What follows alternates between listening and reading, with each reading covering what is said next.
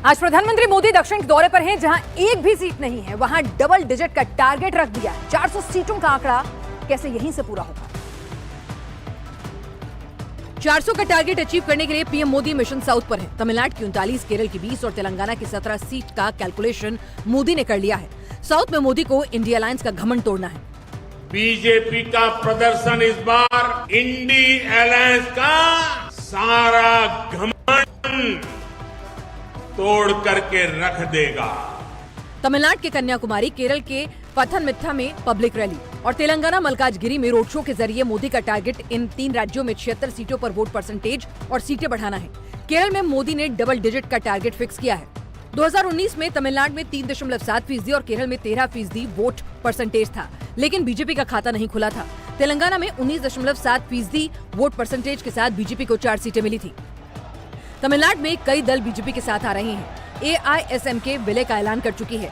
AMMK भी BJP के साथ आने का मूड बना चुकी है। जिस वक्त तेलंगाना में प्रधानमंत्री मोदी रोड शो कर रहे थे, ठीक उसी दौरान ईडी ने हैदराबाद में बड़ा एक्शन किया।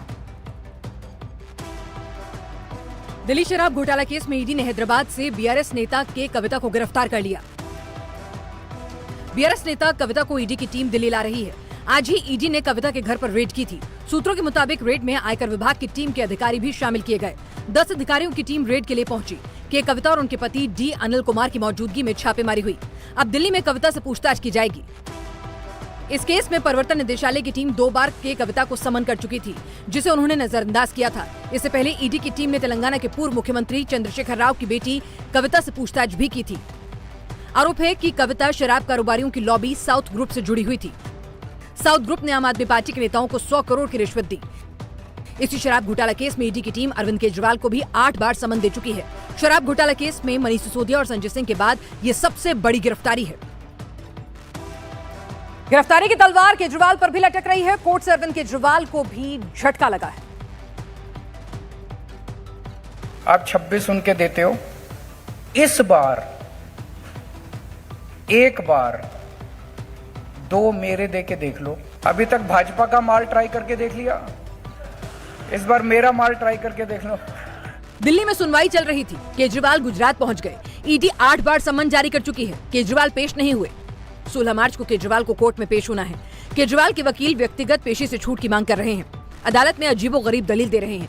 केजरीवाल बहुत साधारण आदमी है। केजरीवाल ने कभी सूट नहीं पहना, वो चप्पल पहनते हैं, कभी जूता नहीं पहना। लेकिन कोर्ट ने केजरीवाल को राहत देने से साफ इनकार कर दिया है। कल उन्हें पेश होना होगा। उधर केजरीवाल गुजरात में कांग्रेस के साथ गठबंधन में चुनावी कैंपेन का आगाज कर रहे हैं। गुजरात की 26 सीटों में 2 पर आम आदमी पार्टी चुनाव लड़ेगी, 24 सीटों पर कांग्रेस लड़ेगी। केजरीवाल को भरूच और भावनगर सीट मिली है, लेकिन ये दोनों सीटें जीतना आसान नहीं।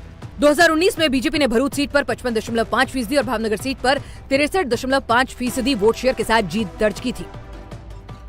चुनाव से ठीक पहले ममता बनर्जी जख्मी हो गई। वो फिसली या उन्हें धक्का दिया गया, इस पर सस्पेंस खड़ा हो गया।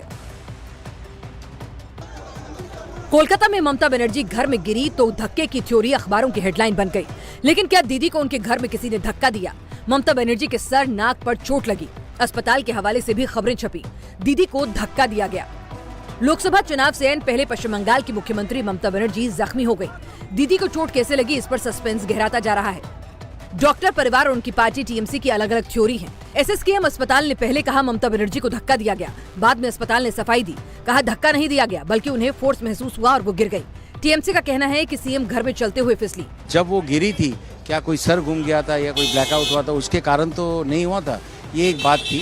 लेकिन वो लग रहा है कि रिपोर्ट्स जो है वो अच्छा आया है, ऐसा लग रहा है। तो हम जब बहुत नहीं, वो मैं नहीं कह सकता हूँ, मैं भी सब चारों तरफ से देख रहा हूँ, अब वो बोल भी नहीं सकते।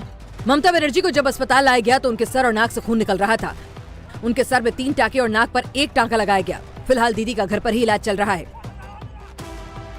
महाराष्ट्र में इंडिया अलायंस के बीच सीट शेयरिंग का पेच ऐसा फंसा है जिसे ना तो निगलते बन रहा है और ना ही उगलते। कल राहुल गांधी की भारत जोड़ो न्याय यात्रा का आखिरी दिन होगा। दादर के अम्बेडकर नगर स्मारक पर यात्रा का समापन किया जाएगा। लेकिन महाराष्ट्र में राहुल की मौजूदगी के बावजूद इंडिया अलायंस में सीट शेयरिंग का फॉर्मूला अब तक फाइनल नहीं हो पाया है। वंचित बहुजन अघाड़ी की शर्तों में अलायंस फंसा हुआ है। वंचित बहुजन अघाड़ी के प्रमुख प्रकाश अम्बेडकर को 4 सीटें ऑफर की गई हैं, लेकिन अभी तक वो राजी नहीं है। महाराष्ट्र में इंडिया अलायंस में उद्धव ठाकरे की शिवसेना, कांग्रेस, शरद पवार की पार्टी और वंचित बहुजन अघाड़ी है। प्रकाश अंबेडकर की डिमांड है कि 12-12-12-12 के फॉर्मूले पर सीट बंटवारा हो। प्रकाश आंबेडकर जी हमारे महाविकास आघाड़ी के सदस्य हैं। हमने वंचित बहुजन आघाड़ी को एक प्रस्ताव दिया है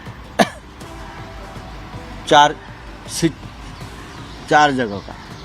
अब उनको विचार करना है उसके ऊपर। अपनी शर्तों के बाद भी वंचित बहुजन आघाड़ी इंडिया अलायंस की मजबूरी है।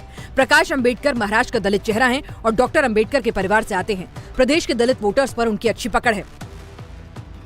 कल 3 बजे लोकसभा चुनाव की तारीखों का ऐलान होगा। 24 के चुनाव का फाइनल काउंटडाउन शुरू हो गया है। कल लोकसभा चुनाव की तारीखों के ऐलान के साथ ही आदर्श आचार संहिता लागू हो जाएगी। लोकसभा चुनाव के साथ साथ ओडिशा, सिक्किम, अरुणाचल प्रदेश और आंध्र प्रदेश में चुनाव की तारीखों का ऐलान भी होगा। इसके बाद सरकार नई घोषणाएं नहीं कर सकेगी। सूत्रों के मुताबिक लोकसभा चुनाव 7 से 8 चरणों में हो सकते हैं। आज चुनाव आयोग की अहम बैठक में चुनाव की तैयारियों की समीक्षा की गई। नए चुनाव आयुक्त ज्ञानेश कुमार और सुखबीर सिंह संधू के साथ मुख्य चुनाव आयुक्त राजीव कुमार तारीखों का ऐलान करेंगे। 2019 में 11 अप्रैल से लेकर 19 मई के बीच 7 चरण में चुनाव कराए गए थे। चुनाव के परिणाम 23 मई को घोषित किए गए थे।